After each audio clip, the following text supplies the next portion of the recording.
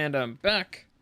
Friends, we're going to do something a little bit different today. I had a busy weekend. My dog had puppies, and now I usually break down The Mandalorian on my first episode of the week, but I didn't have time. I'm exhausted. I'm dead. But let me share a little bit of my experience, and of course I'll share some pics and videos and stuff of the pups, because I know that's what you're here for. Let's get into it. Welcome to the newest episode of SDW. Super Dario World!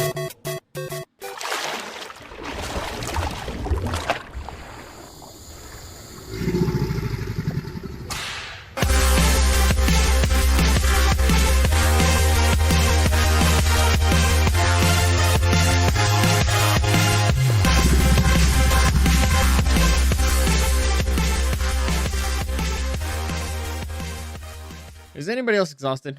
Is anybody else just exhausted? I'm dead.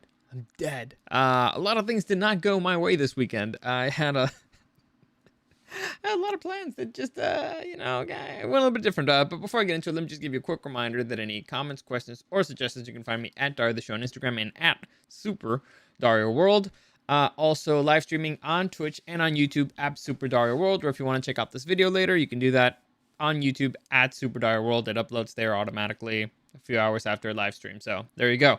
Also, like I said, my dog had puppies over the weekend, so my plans kind of went out the window. I was originally planning on, testing out the Spanish podcast, testing out the equipment and all that stuff, testing out my movable studio. It did not work out because the dog went into labor a little bit earlier than expected. So I didn't test that out yet. I will be testing out during the week. But more importantly, like I said, my handle is right there at Dario the Show. That's where I'll be loading videos of the puppies and stuff. I do Instagram stories there of the pups if you want to just follow their progress. It's really wild how they grow from week to week. So whenever I go back to Mexico, because that's where the puppies are, in my parents' house, because they don't allow us to have it here in my stupid apartment. But whenever I go back there, I'll load something. So if now's the time to follow, if you guys care at all about watching puppies. It's quite a process to see them as they grow up. At least I enjoy it. It's a huge pain in the butt, but I enjoy it. Anyway, so let's get into it. First off, let's see. Let me see. Where's the best place to start? It wasn't that crazy that we've had. The last birth was actually the crazier one, but this one, it was just too many puppies. There's too many. They're everywhere. So let me pull. I honestly, I'll just put up pictures here, so because that's probably what you care about. I'll make it bigger. No, let's see, bigger. There you go.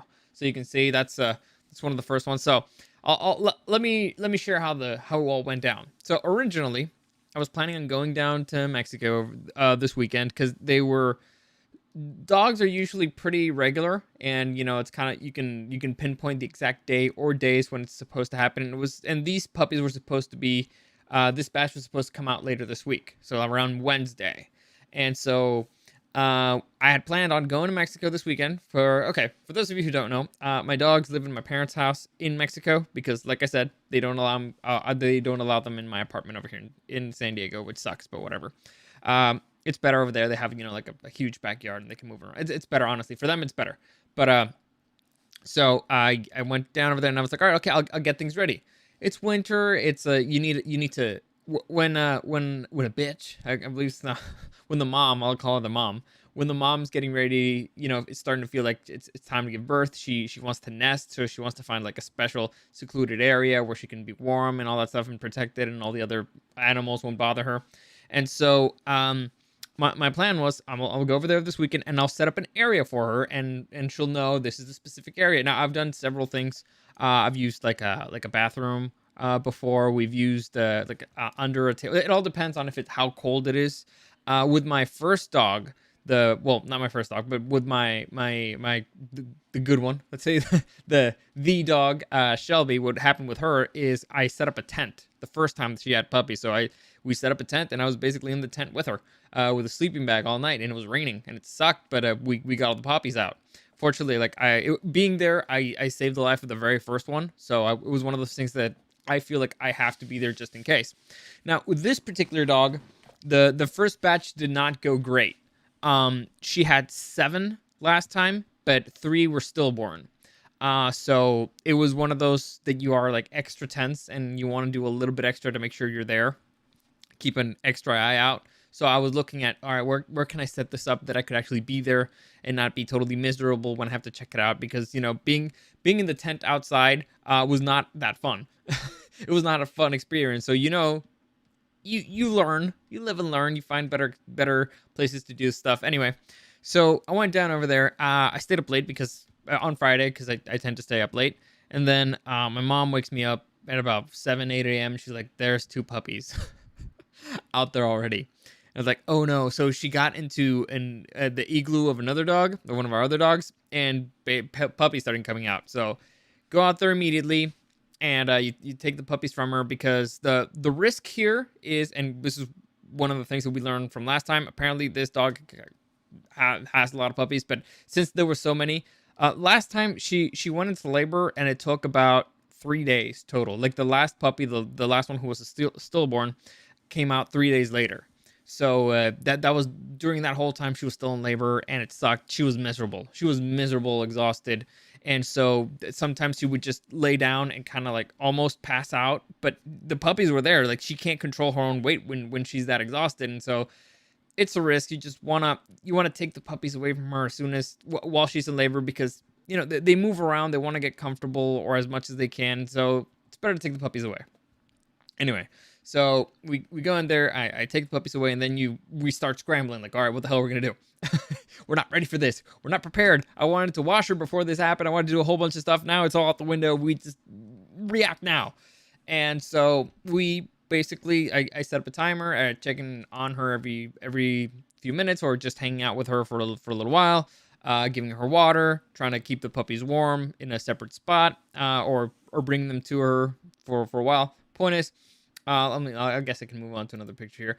Point is, little by little, more puppies started coming out. And then more puppies started coming out.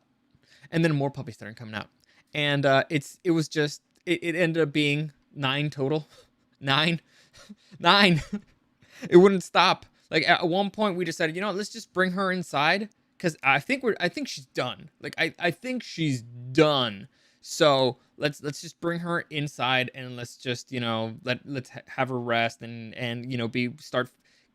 She only has so many nipples, and so it's all right. We'll just do this by shift. So originally, when she had 6, we thought she was done, right? Because also she stopped breathing heavily and stuff like that. So all right, let's just bring her inside, and we'll give her 3 puppies at a time. That way, you mitigate the risk of her stepping on one of them or whatever, and so it's not too intense. And so all right, fine, let's do that, 3 and 3. And so we started trying to separate them a little bit. And then another one came out. It's one of those things where you just look back and like, oh my God, there's another puppy there. And then another one came out. And then another one came out. And then you're like, which puppy has eaten, which hasn't? Like, how much time? So we start trying to figure out a schedule. And basically, well, what the final count ended up being, let me see if I'll just move to another picture here. That's number 5. That's when we've already brought him inside. Number 6. Yeah. Like I said, it was just not stop. It was the gift on giving. She would not stop. The puppies wouldn't stop. I mean, I'll play you a little video here just so, because I love this noise. I love the puppy noise, and so you get to enjoy it now. There you go.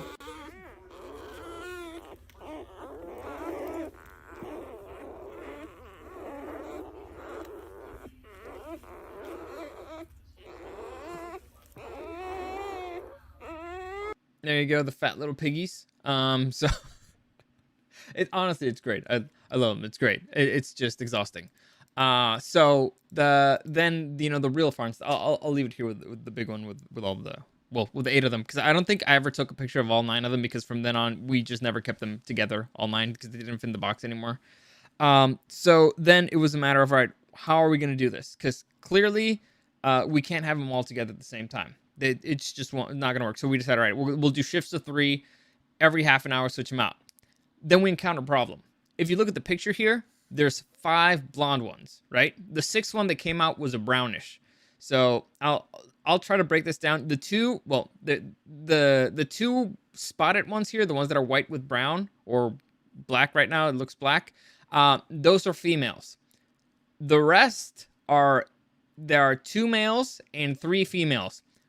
We do not know which is which from their back. So honestly, it wasn't that difficult until the other male came out, and so and when we started doing it in shifts of 3, it was very difficult to figure out with the 4 white ones which one. Wait, let me see this picture. 1, 2, 3, 4, 5, 6, 7. Oh, this is 7. No, so there's still another male missing here. Well, there's still another white female missing, and there's still the brown male.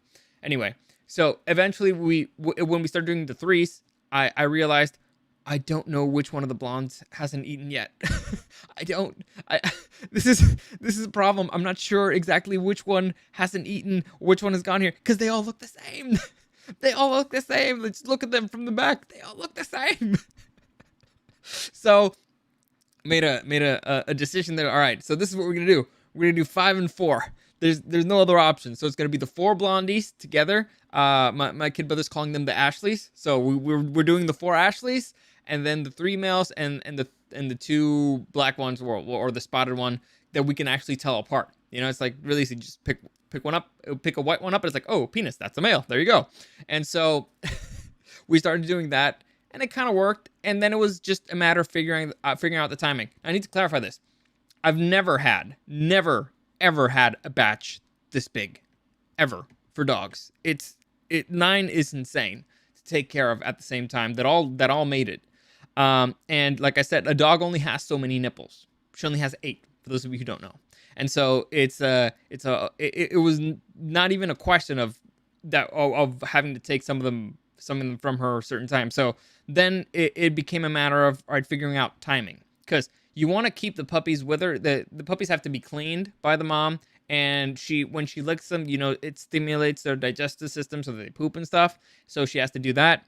And then also and then she has to feed them, and then she kind of has to rest a little. So switching them out every 30 minutes did not really allow her to rest. Imagine having to do that work. Imagine having to clean them, feed them, and then try to sleep all within a 30-minute window. It's not going to work. So we started expanding it. So then it was, all right, let's do 2 hours. We did an hour first. I very, very quickly realized that an hour was not going to be enough.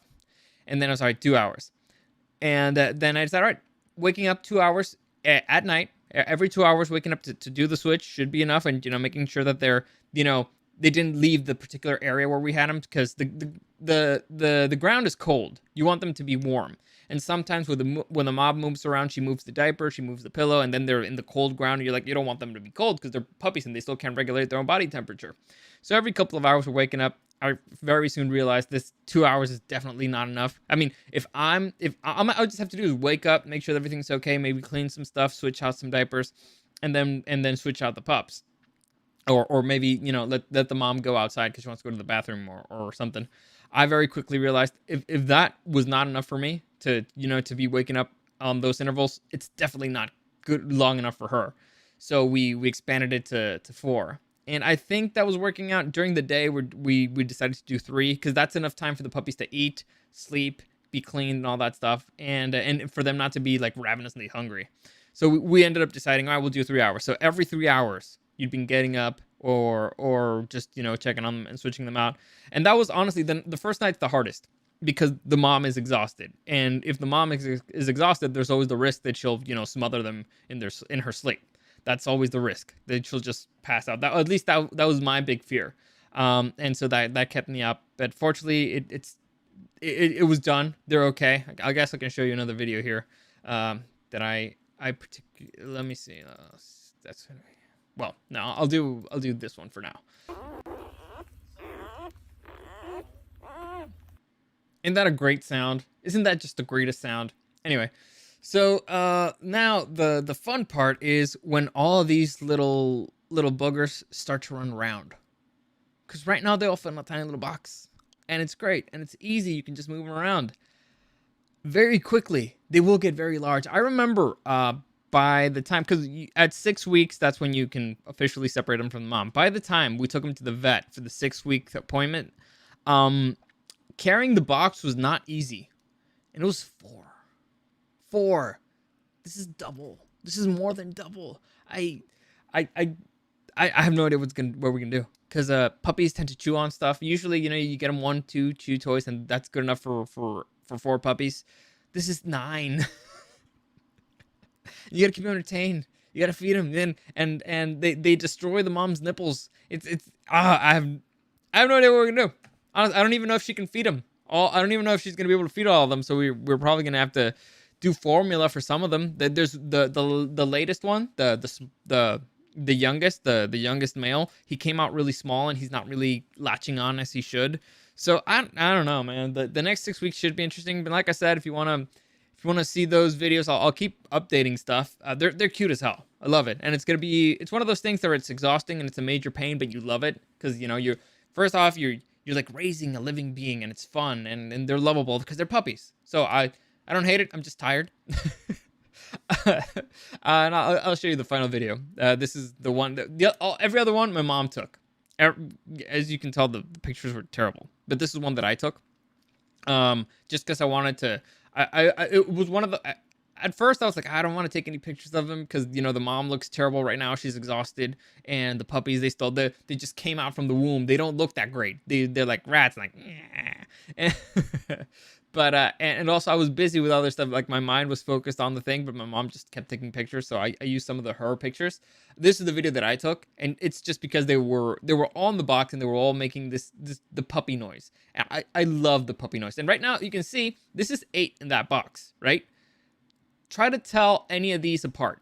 Try to. It's impossible. Like all the white ones look the same. It was impossible. It's one of the hardest things to do. But oh, by the way, there's one under here. That's why you can't see the 8th one. But all right, so the puppy noise. I love this noise so much, so I'm gonna share it with you guys. Hopefully you can hear it. There you go.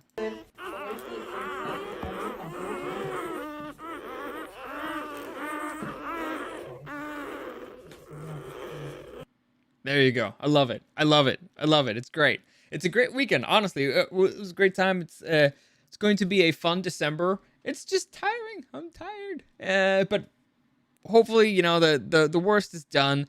Like I said, any comments, questions, or suggestions, you can find me at Dario the Show on Instagram, at Super Dario World. And I'm going to be loading videos and pictures of the pups on my personal Instagram, Dario the Show. If you want to check it out there, you can see them grow. Like I said, at least once a week, I'm going to load something. If I go more than once a week, but let's say I'm there Friday, Saturday, Sunday. I may do one every day. I guess it depends on if how tired I am. But I'll load stuff there if you want to check it out. And that's it for today. Honestly, I'm done. I'm exhausted. I need a nap, and it's late already. So there you go. As always, I didn't even hit the outro yet. Like I said, live streaming. I'm aiming for every day. Tomorrow I'll come back with my review of the newest episode of The Mandalorian. Live streaming on YouTube and on Twitch at Super Dario World. If you want to check out this video later, just because you're listening to it and then you're like, oh man, I want to see pictures and videos of the puppies. You can see the video on YouTube at Super Dario World. It should be loaded on a couple hours from now. Right now it's like 9:50, so it should be loaded in a few hours. As always, thank you for listening, and I'll see you again next time.